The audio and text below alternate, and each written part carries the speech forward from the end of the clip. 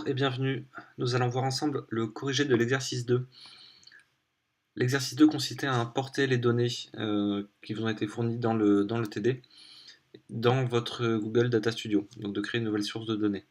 Pour cela, vu qu'on vous a fourni un lien Google Sheet, on va passer directement par le Drive, par votre Drive Google pour ajouter ces données.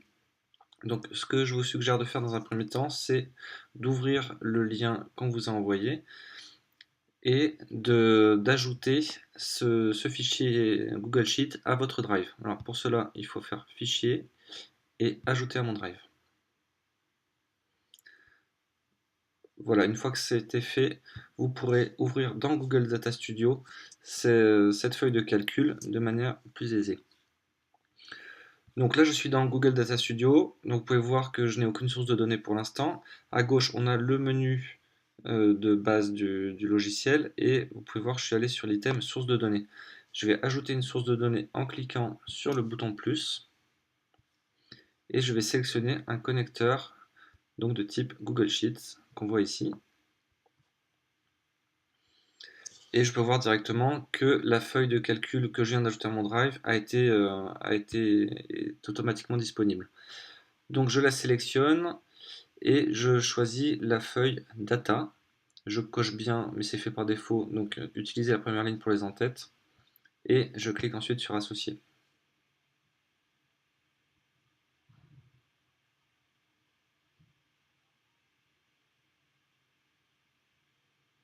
Donc si je regarde rapidement le Google Sheet qui vous a été fourni, on peut voir qu'on a un grand nombre d'enregistrements, plusieurs milliers, et un certain nombre de variables qui vous ont été décrites dans le TD.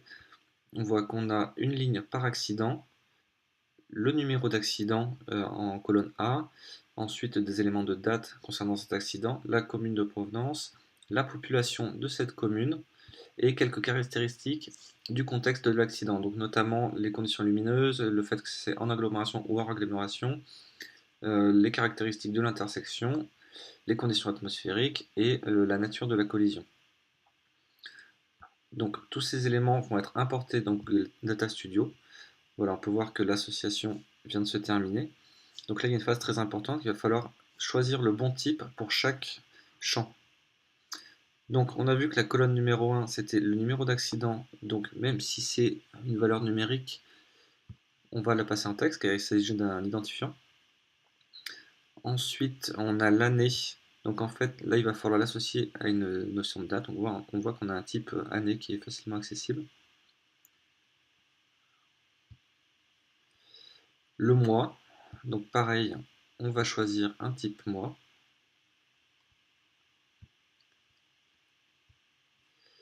Et le jour,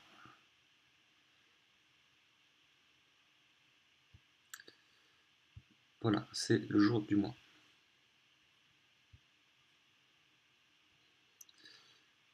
Alors je vérifie pour l'année si c'est bien la bonne.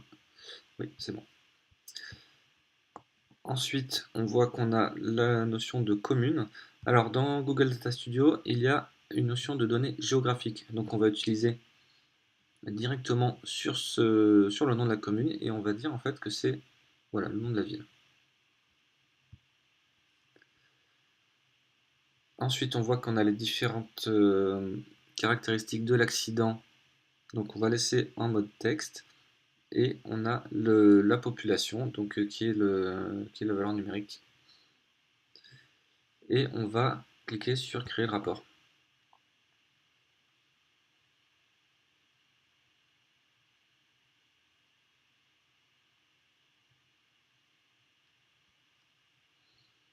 On ajoute les données au rapport.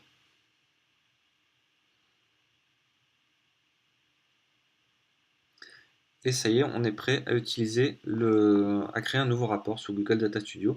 La source de données a bien été ajoutée. D'ailleurs, on peut la voir, je pense, si je retourne là. Hop. Voilà, on voit qu'on a un nouveau rapport qui a été créé automatiquement, mais surtout, on a notre source de données Accident France. Donc voilà pour le corrigé de cet exercice. Rendez-vous à l'exercice 3.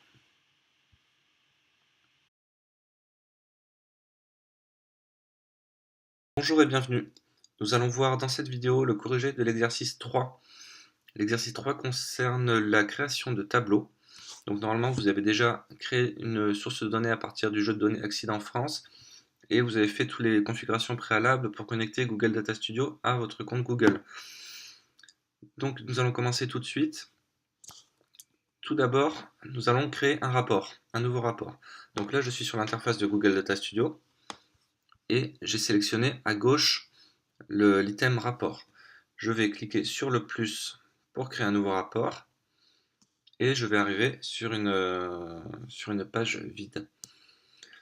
Ce rapport il doit être connecté à une source de données. Alors là on voit la source de données que nous avons créée préalablement, donc qui s'appelle Accident France, que je vais sélectionner et je vais confirmer que je veux bien l'ajouter au rapport. Voilà, donc c'est maintenant fait. On va donner un nom au rapport.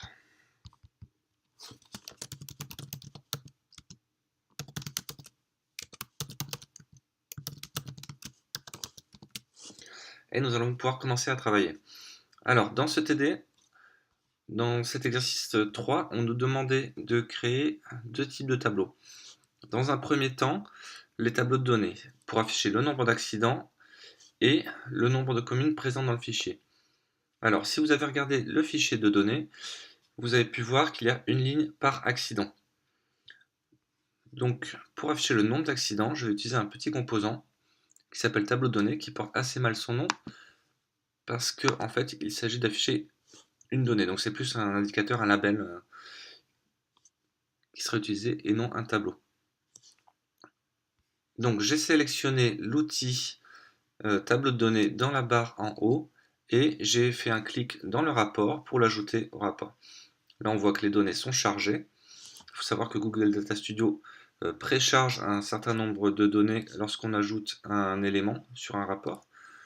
Il sélectionne pour nous automatiquement des champs. Alors, il sélectionne ici la statistique de population.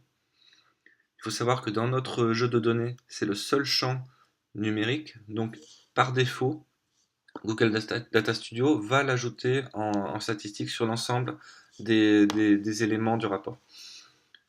Nous, ce qu'on souhaitait avoir, c'était le nombre de communes différentes concernées par des accidents en France. Donc, je peux utiliser ce champ commune, même s'il s'agit d'une dimension, je peux l'utiliser en tant que statistique. Et voilà, on voit qu'on a bien le nombre de communes. Alors, pour vérifier ça, je clique sur le petit bouton d'édition du champ statistique et je vois que j'ai la possibilité d'afficher soit le nombre d'éléments communs, soit le nombre de valeurs distinctes. Donc ce qui nous intéresse ici, c'est bien le nombre de valeurs distinctes, car une même commune peut se retrouver plusieurs fois dans le fichier. J'en profite pour donner un titre.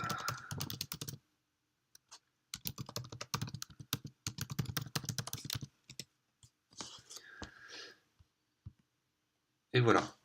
Je vais ajouter le deuxième champ, le deuxième élément, à savoir le nombre d'accidents. Donc de la même manière, je sélectionne l'élément tableau de données dans la barre d'outils et par un clic gauche, je viens l'ajouter sur mon rapport.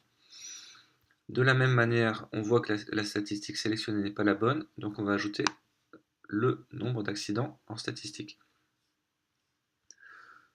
Voilà, je peux aller voir aussi dans l'écran d'édition de la statistique qui me sélectionne bien le nombre de valeurs distinctes. Alors il faut savoir que là on est sur le champ NumHack. NumHack c'est notre identifiant, donc il est différent pour chaque ligne du jeu de données. Donc là il n'y aura pas de différence dans la valeur affichée si je sélectionne nombre ou valeur distincte, parce que chaque ligne a une valeur distincte. Je vais le laisser sur valeur distincte et je vais lui donner un titre.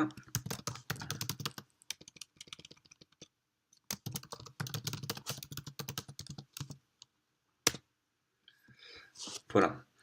Je fais un peu de mise en page, donc je vais aligner mes champs. Donc tout cela se fait par drag and drop. On va aller voir un peu ce qui est dans l'encart des styles. Donc, ce que je souhaite faire, c'est centrer mon titre et mes valeurs. Je vais rajouter une petite bordure, donc juste en sélectionnant une couleur de bordure. Voilà. Et de même pour le nombre de communes. On va centrer et ajouter une bordure.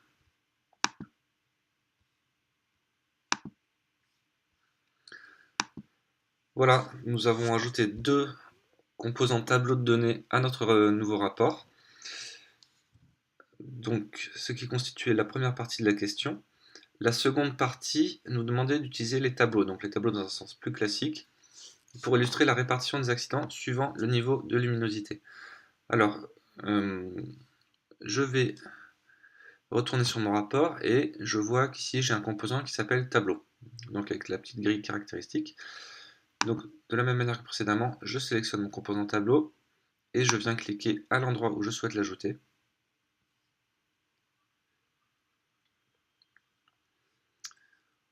Donc de la même manière, on voit que la statistique sélectionnée est celle de la population, donc c'est pas celle qui nous intéresse. On va remettre notre champ NUMAC. Et en dimension, on nous demandait d'évaluer le nombre d'accidents en fonction des conditions lumineuses. Donc on a un champ qui s'appelle lumière.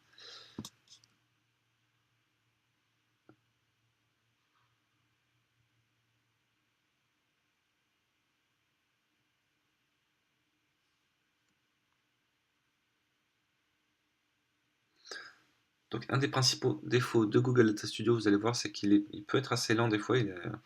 Donc on est sur un outil en ligne qui va prendre parfois un peu de temps pour charger les données ou pour rafraîchir la page. Donc je vais donner un peu d'espace à mon tableau. On va afficher, on a 5 conditions lumineuses différentes dans notre jeu de données, donc on va les afficher toutes les 5. Voilà. Et on va faire un peu de mise en page sur ce tableau. Donc déjà,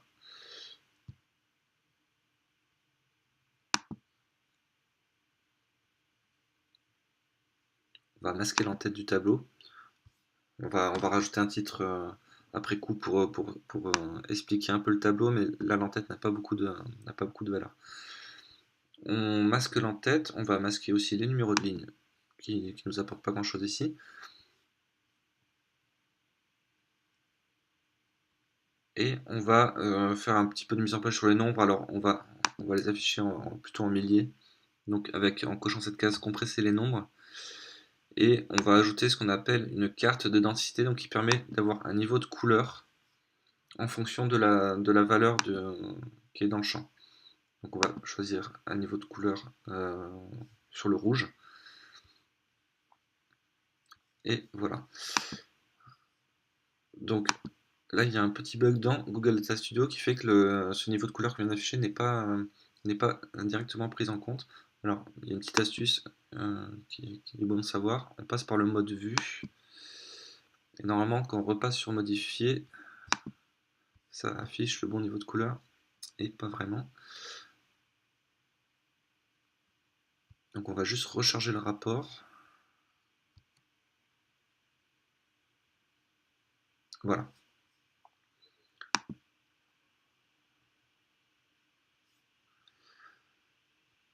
Je continue la mise en page de mon tableau.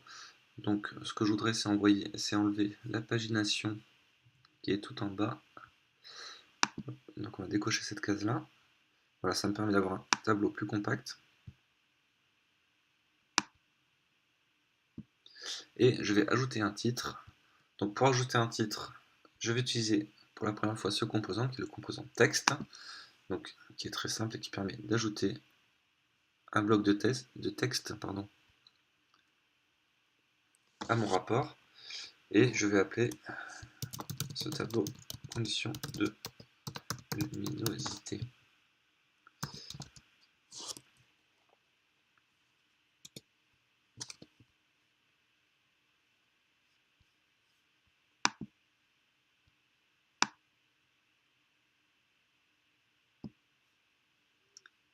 Voilà.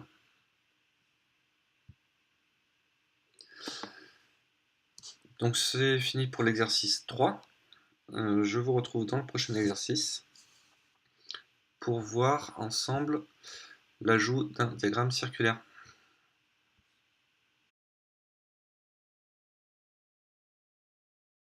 Bonjour et bienvenue, nous allons voir ensemble le corrigé de l'exercice 4. Alors l'exercice 4 demandait la création d'un diagramme circulaire. C'est un graphique à secteur. Donc je vais reprendre mon rapport Google Data Studio qu'on a commencé ensemble et je vais utiliser le composant diagramme circulaire. Donc comme d'habitude je vais chercher le composant en haut dans la barre d'outils. On voit que j'ai ici le graphique à secteur. Je le sélectionne et je viens faire un clic gauche sur le rapport pour l'ajouter.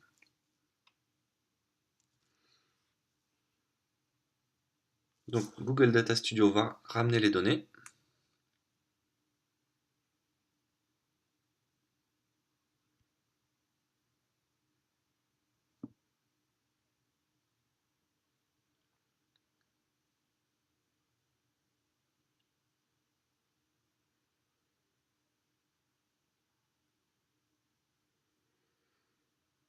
Voilà. Donc comme d'habitude, il a choisi la statistique de population, qui n'est pas celle qui nous intéresse. On va la changer tout de suite en mettant notre nombre d'accidents. Notre numéro d'accident, pardon. Et en dimension, on nous demandait d'afficher la proportion entre les accidents qui sont produits en agglomération et ceux qui sont produits hors agglomération.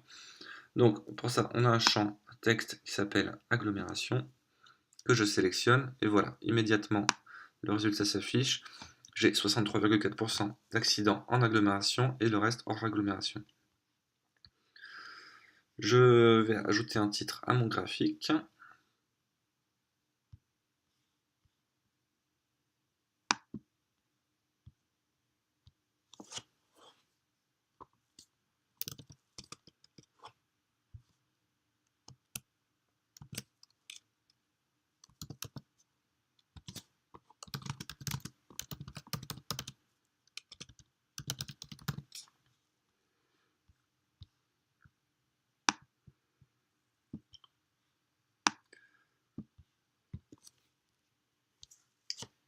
Et voilà.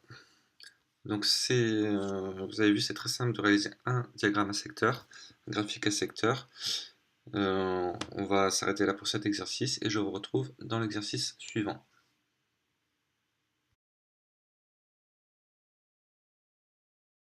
Bienvenue, nous allons voir maintenant ensemble le corrigé de l'exercice 5. Donc cet exercice demandait la création de 2 diagrammes en barre. Nous allons voir le premier diagramme, alors qui devait montrer la répartition des accidents suivant le type de collision. Donc je retrouve mon rapport Google Data Studio et je vais ajouter un élément graphique à barre qui est présent ici.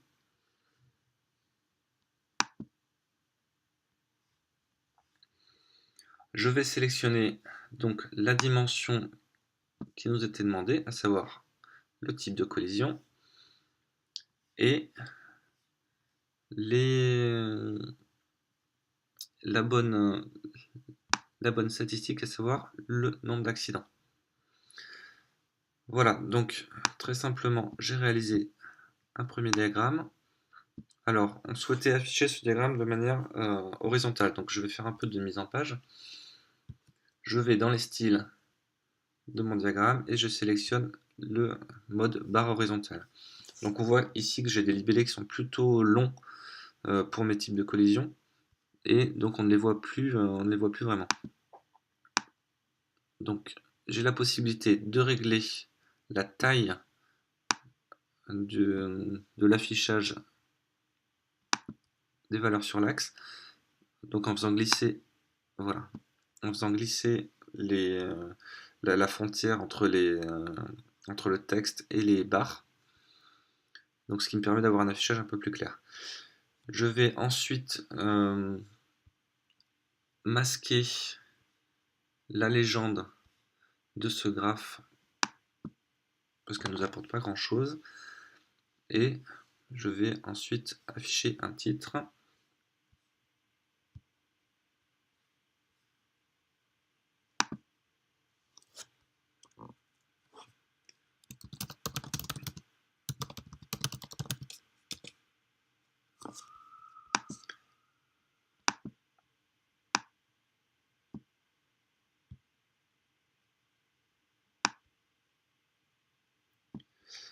Voilà.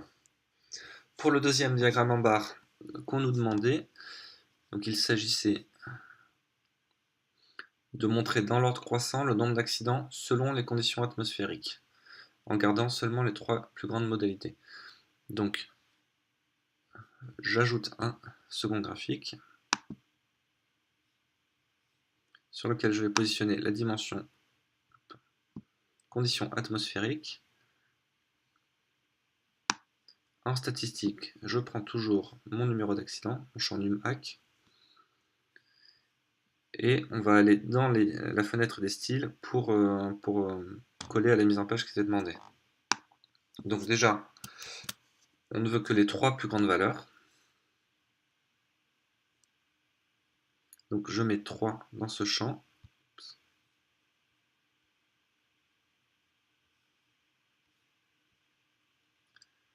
Et je vais masquer la légende.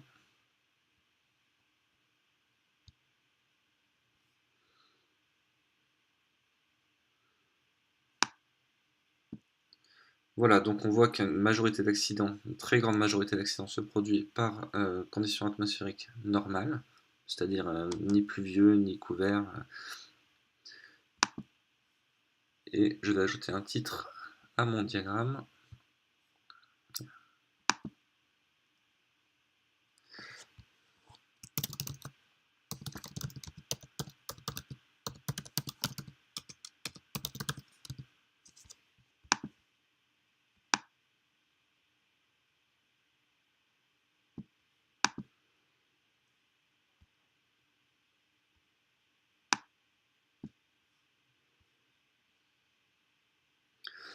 Voilà donc le corrigé de cet exercice.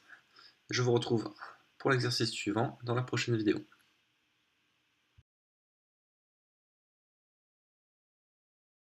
Bonjour et bienvenue, nous allons voir maintenant la correction de l'exercice 6, à savoir la création d'un graphique d'évolution dans le temps. Alors, ce graphique, de la même manière que les autres, va pouvoir être ajouté depuis la barre d'outils en sélectionnant le composant série temporelle, donc que j'ajoute à mon rapport. Là, on peut voir que Google Data Studio va détecter automatiquement les dimensions de type temporel, donc heure, mois, jour, année. Donc là, il nous a sélectionné par défaut le champ année. Alors, si vous avez pu regarder l'ensemble du jeu de données, vous avez pu constater que l'année était toujours fixée à 2017. Donc c'est pas ce qui va nous intéresser exactement ici. On va plutôt chercher à avoir une évolution par mois. Donc je sélectionne le champ mois.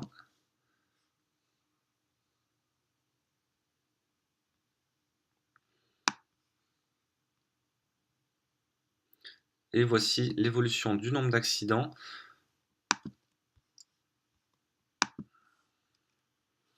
par mois. Alors en fait, il ne s'agit pas exactement du nombre d'accidents parce que la statistique sélectionnée par Google Data Studio est toujours population. Donc on va lui mettre notre champ NumHack.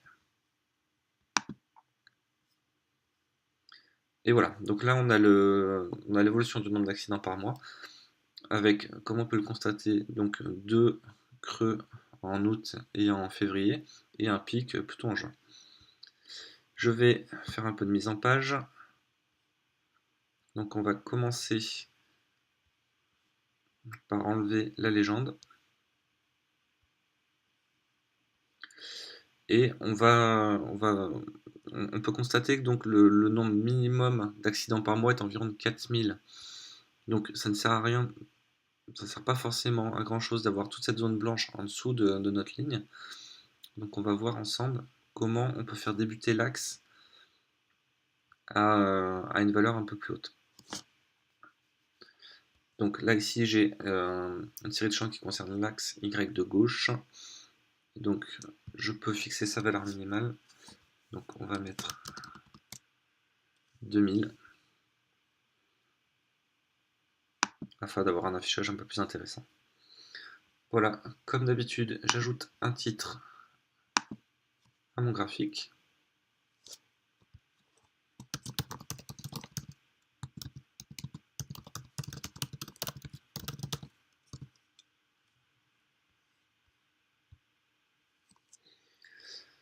Et j'en ai terminé pour cet exercice. Merci et rendez-vous pour la prochaine vidéo.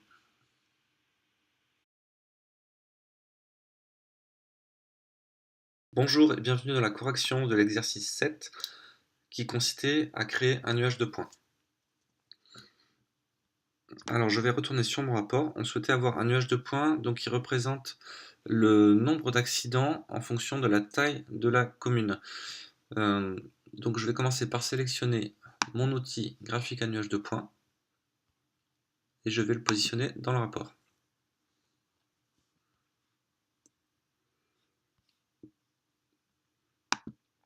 Alors si je regarde ici les caractéristiques de mon nuage de points, on peut voir qu'on a comme classiquement donc une valeur x et une valeur y, donc une série à mettre en valeur x et une série à valeur y, mais aussi un champ de dimension. Alors ce champ de dimension, il peut être utilisé dans Google Data Studio pour faire des agrégations de données. Donc en fait les données en x et en y seront agrégées suivant la dimension qu'on a spécifiée ici. Donc on va voir en quoi ça peut nous être utile. Ce qu'on souhaitait avoir, nous, dans notre nuage de points, c'était donc le nombre d'accidents et en fonction de la population pour chaque commune. Or, on sait que dans notre jeu de données, chaque commune revient plusieurs fois. Donc on va utiliser ce champ commune en fait en dimension. Ensuite, en valeur x, on va avoir la population et en valeur y, on va sélectionner notre désormais classique NumHack, donc qui est l'identifiant des accidents. Alors on va voir ce que ça donne. On va laisser Google Data Studio charger un peu les données. Donc ce composant il peut être assez lent parce qu'en fait voilà, il peut y avoir beaucoup de points affichés et sur des jeux de données un peu costauds ça peut traîner. Donc j'agrandis un peu pour voir un peu mieux. Et on voit donc qu'on a un point par commune, en Y notre champ NumHack et en X notre population. Si je regarde un peu mieux ici, je vois que en valeur X, j'ai une somme pour population, c'est-à-dire que pour chaque commune, il a ajouté, il a composé un agrégat qui est la somme de toutes les populations. Donc ça veut dire qu'en fait, si ma commune se retrouve plusieurs fois dans le jeu de données, eh bien sa population sera sommée ce même nombre de fois. Donc c'est pas du tout ce qu'on veut. Nous, ce qu'on veut, c'est la population de la commune. Donc pour ça, on a le choix donc soit de prendre la moyenne, soit le min, soit le max. Donc je vais sélectionner la moyenne. Et comme ça, on est sûr d'avoir bien sur notre axe des x, pardon, la population de la commune. La valeur y, elle, en revanche, c'est bien le nombre de valeurs distinctes. Donc là, on l'a déjà précisé à l'exercice 3, mais dans le cas du champ NumHack, l'agrégation soit nombre soit valeur distincte va donner le même résultat parce que NumHack est un champ d'identifiant, donc il est unique pour chaque ligne de notre jeu de données. Donc je le laisse sur valeur distincte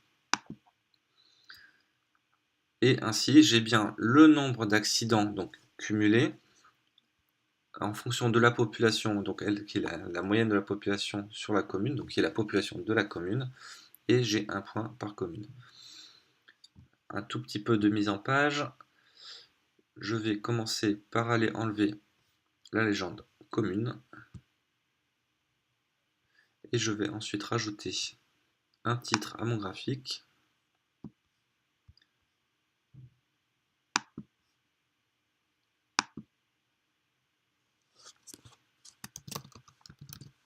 Hop.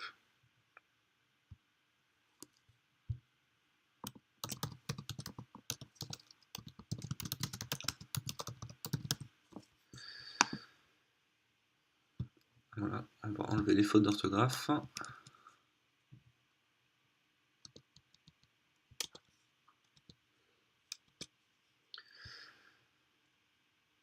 Sur l'élément de type nuage de points, il peut y avoir une fonctionnalité qui peut être intéressante.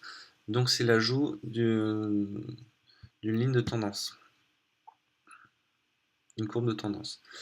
Donc ça se fait très simplement en allant donc dans la partie style du nuage de points et en allant sélectionner un type de courbe de tendance. Donc, qui peut être de trois types, hein, linéaire, exponentielle ou polynomiale. Dans notre cas ici, on serait visiblement plus sur une courbe de tendance linéaire. Voilà, donc on voit que plus la population de la commune augmente, plus le nombre d'accidents augmente. Mais on peut voir que certaines communes seront meilleures élèves, donc celles qui ont une population forte mais qu'un faible nombre d'accidents, donc par exemple ce point ici. Et on a plutôt des mauvais élèves si on regarde au-dessus de la ligne de tendance, donc à savoir des populations qui sont plutôt faibles en comparaison du nombre d'accidents.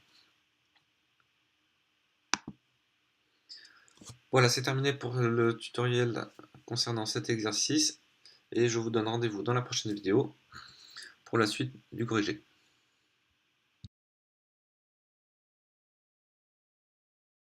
Bonjour et bienvenue dans le corrigé de l'exercice 8.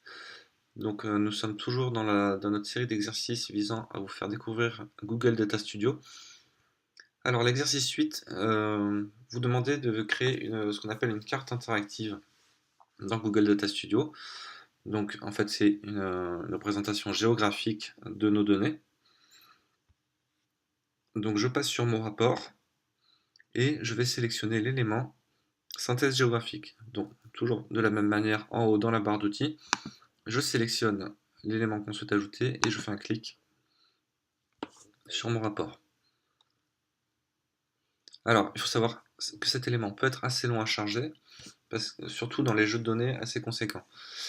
Vous allez voir que cet élément de synthèse géographique est assez pratique, mais il possède un certain nombre de limites. Donc on va le configurer tout de suite. Donc il faut que j'ajoute une dimension. Donc une dimension de type géographique. On en a sélectionné une, on en a créé une lorsqu'on a importé les données, donc qui est le champ commune, donc qui contient le nom de la ville, le nom de la commune où a eu lieu notre accident.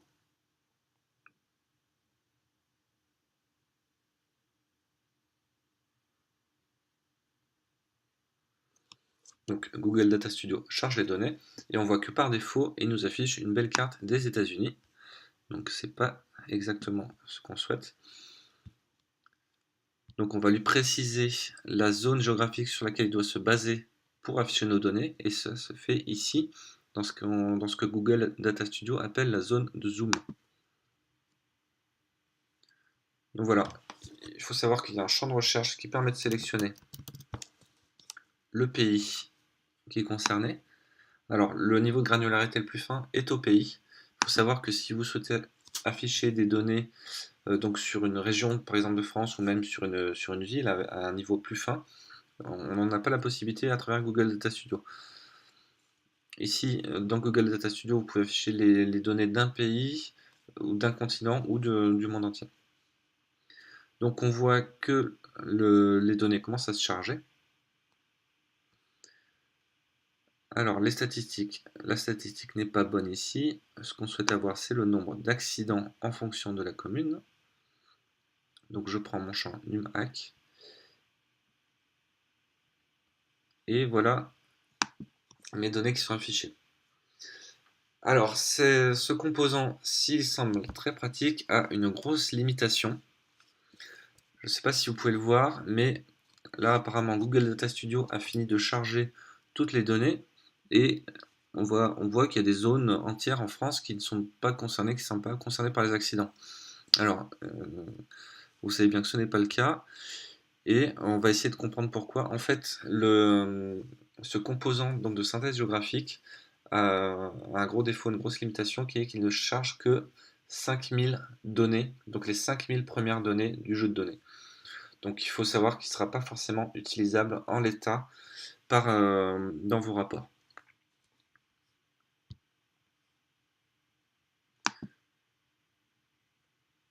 On peut voir qu'il y a quelques éléments de style qui sont configurables, mais qui sont assez limités. Donc, notamment pour afficher les couleurs des pays ou masquer ou afficher certaines frontières, ça ne sera pas possible. On a le choix sur la couleur des points représentés. Et voilà. Donc, je vous ai présenté l'outil de synthèse géographique avec, je vous le rappelle, cette grosse limitation qui est qu'il ne charge que 5000, les 5000 premières lignes pardon, du jeu de données. Donc c'est vraiment important de prendre ça en compte lors de la construction de vos rapports. Et il va falloir sélectionner des sous-ensembles du jeu de données afin que ça fonctionne correctement. Donc ça, on va vous le montrer dans l'exercice suivant. Donc je vous laisse pour cet exercice-là et je vous dis à tout de suite. Bonjour et bienvenue dans la correction de l'exercice qu'on a appelé l'exercice 8 bis, donc qui était une extension de l'exercice 8 qui concernait les synthèses géographiques. Alors on a vu qu'il y a une limite importante de l'outil de synthèse géographique qui concerne le nombre de lignes prises en compte dans le jeu de données. Donc toutes les communes ne seront pas affichées. Pour sélectionner un sous-ensemble des données qui sont affichées, on va manipuler ensemble l'outil de filtre. Alors l'outil de filtre, il est ici, il s'appelle commande de filtrage. Et de la même manière que les autres éléments, je le sélectionne et par un clic gauche, je l'ajoute à mon rapport.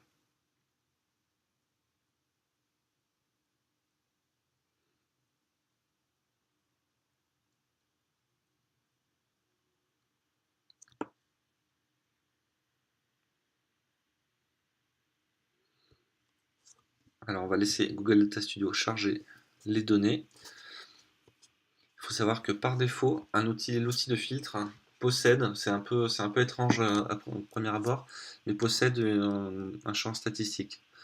Donc on voit ici il a sélectionné la population, mais on va juste le supprimer. Voilà, on n'a pas besoin de statistiques nous dans notre filtre.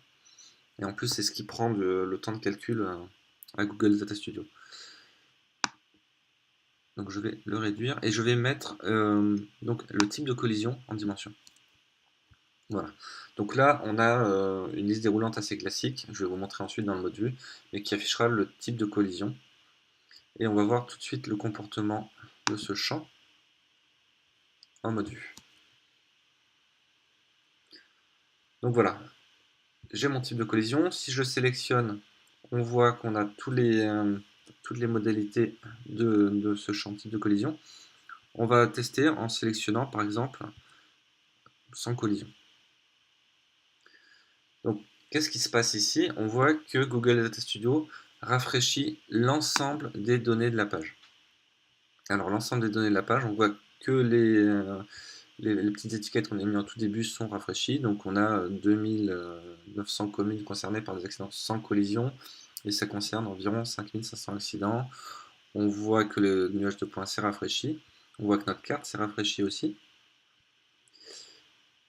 Mais ce n'était pas exactement ce qu'on souhaitait, parce qu'on souhaitait juste rafraîchir les données de notre synthèse géographique en fonction de ce champ de filtrage. Donc on ne voulait pas rafraîchir l'ensemble du rapport. Donc pour cela, je vais vous montrer une petite astuce qu'il faut connaître. Donc on va retourner en modification. Voilà, si on souhaite relier un champ de filtrage et une carte, enfin n'importe quel élément d'ailleurs d'un rapport, il faut effectuer la manipulation suivante. Il faut sélectionner nos deux éléments. On va faire un clic droit et on va cliquer sur regrouper. Ce regroupement va permettre de lier les données qui sont dans ces deux éléments. Donc je vous montre tout de suite comment ça fonctionne en mode vue. Voilà, donc on a toujours notre champ de collision. Je vais resélectionner comme tout à l'heure les sans collision. Et là on voit que seule la carte géographique, l'élément de synthèse géographique se rafraîchit. Donc voilà, c'est une petite astuce qui est sympa à connaître et qui permet d'avoir un comportement un peu plus fin.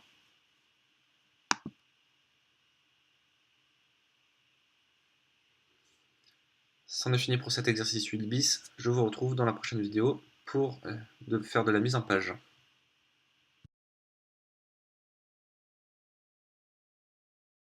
Bonjour et bienvenue. Je vais vous proposer une correction pour l'exercice 9 donc de cette initiation Google Data Studio.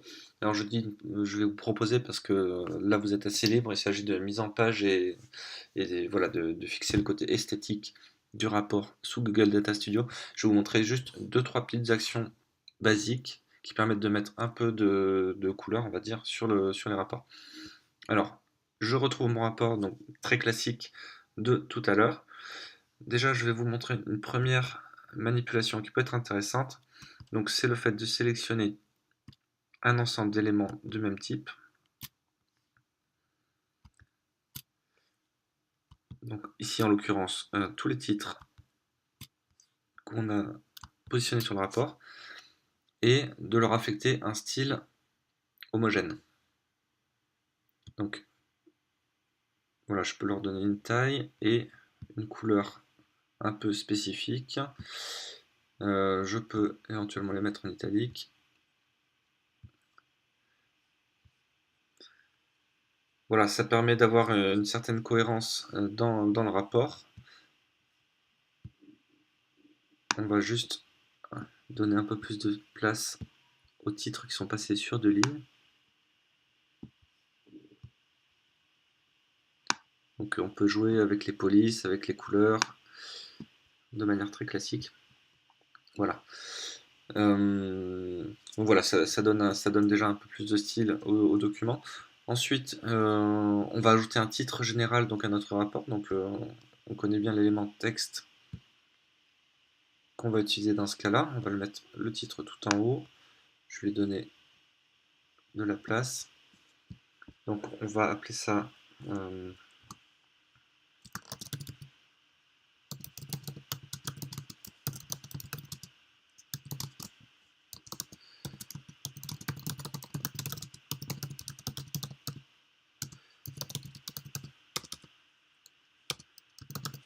voilà, donc accident en France en 2017 en fonction de différents facteurs. Je vais le centrer, le mettre un peu plus grand.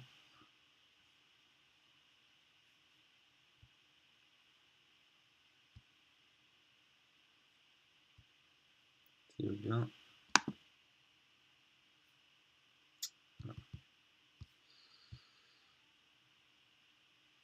Voilà. Donc bien sélectionner le texte. Et enfin, je vais vous montrer comment ajouter une image en fond. Donc pour donner un peu plus d'impact à votre rapport. Donc c'est relativement simple. On voit qu'on a un composant qui s'appelle image ici. Donc que je vais positionner dans un premier temps de manière très simple ici en haut à gauche. Je vais sélectionner donc un fichier image. Donc par exemple, voilà, j'avais cette image d'accident et on va l'étendre à l'ensemble du rapport, voilà, afin que ça occupe bien toute la place au fond du rapport. Ne pas hésiter à le faire dépasser un peu à droite, à gauche, en bas. Et ensuite, on va lui dire donc de positionner cette image en fond du rapport. Donc par le menu organisation, sous menu ordre, et on va choisir mettre à l'arrière-plan. Voilà, de cette manière, tous les éléments graphiques qu'on a créés tout à l'heure repassent en premier plan. Donc là, c'est un peu brut comme image. Donc on va lui appliquer un paramètre de transparence. Donc par l'onglet style ici, et on va lui donner voilà, 30% de transparence, ça devrait convenir. Voilà, ça permet d'avoir un rapport un peu plus visuel. On conserve quand même la visualisation sur nos graphiques. Il faut savoir que toute la partie de l'image qui va dépasser va disparaître en mode vue. Voilà. Donc ici, on voit que le rapport est correctement construit. Le titre en haut est bien lisible. Et l'image est là pour illustrer, mais sans trop impacter la vue. Voilà pour ce petit tuto très rapide de mise en page globale du rapport. Donc j'espère que vous avez été aussi créatif dans vos exercices. Je termine là cette vidéo et je vous donne rendez-vous dans la toute dernière vidéo de ce tutoriel pour voir ce qu'on peut faire ensuite de nos rapports.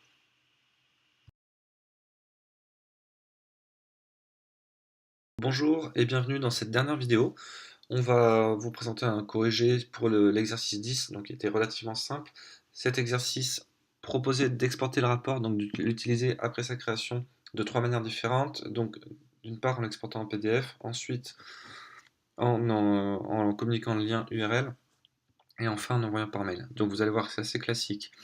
On est dans l'environnement Google et on va retrouver des éléments qu'on utilise déjà si on utilise Google Mail ou même Google Drive.